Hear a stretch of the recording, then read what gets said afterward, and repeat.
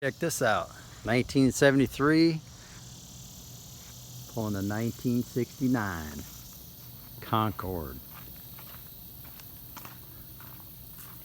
Yeah, buddy. Now that there looks sweet.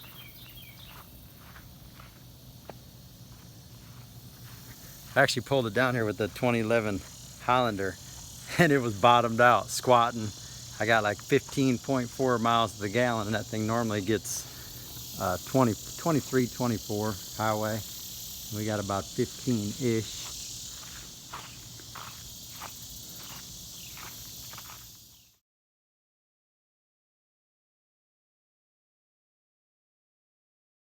I know, it's only been 15 plus years since I washed this thing. Maybe 18 years. Man, it's time to get this thing out of the cobwebs. Get the cobwebs out and get busy.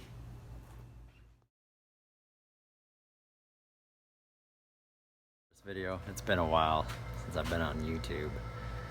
Man, my son's car, we got it pulled out and covered. We're gonna do it next summer. When I'm off, when I retire, then we'll take all summer to get his car together. So in the meantime, I'm gonna start the fiddle. Wash my windows. Keep in mind, these stickers been on here since the late 90s or maybe early 2000s, maybe like 2000 or 2001, so almost 2 decades. Those stickers been on this car and lived most of their life outside, so I'm thinking they're doing pretty good. These side marker lights, they want like 550 bucks for a set of those, which is insane for the 71. Now the 72, which goes through like 77, they want like 46 bucks for a set of those. And I only have one this style, so I'm thinking about, I've got to find a set of the regular 71s, and then I'll probably change that out. I may have to, I'll do the body work and cut it out and everything so I can put a 71 in that, because that's a 72 fender. But yeah, I'm gonna have to find me a new set of those somewhere, because these here are all nasty. But I'm doing a little bit of cleaning with the vacuum cleaner. This is the one I put a manual steering gearbox on. Got rid of the power steering. Notice I'd used some heat wrap from the boiler at work to wrap up the starter. It was encased in the headers, the way the Mopars do. You had to encase the starter in the headers. And so I had that all wrapped up with the heat shield and boiler wrap.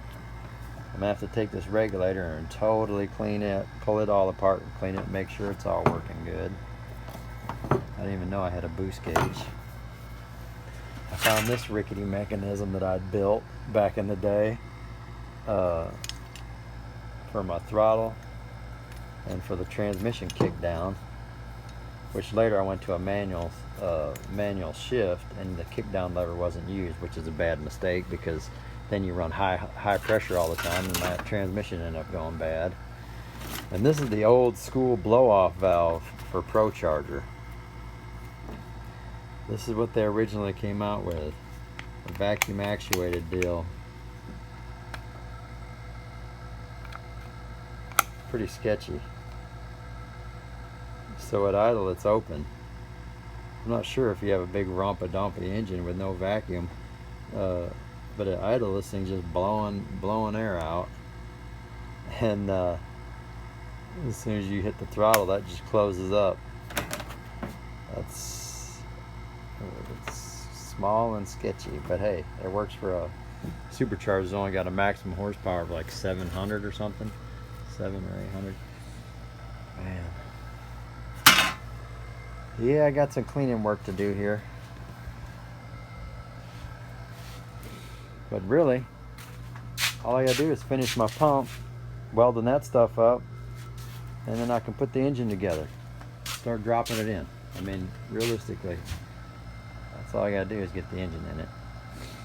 And the fuel system, yeah, we're gonna have to hear that. old. They're all cracking and hard.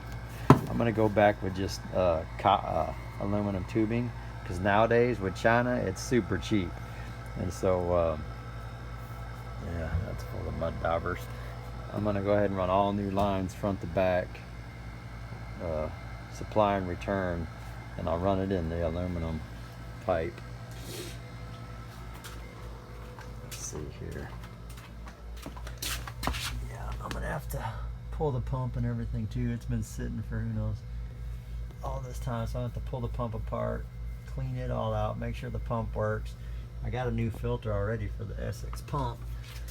I'll check those lines out. And yeah, we got cleaning to do.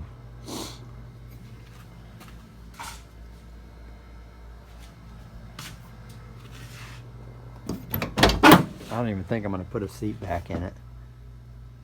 I'll just close that off. I might, I don't know. I might just leave the seat out of it.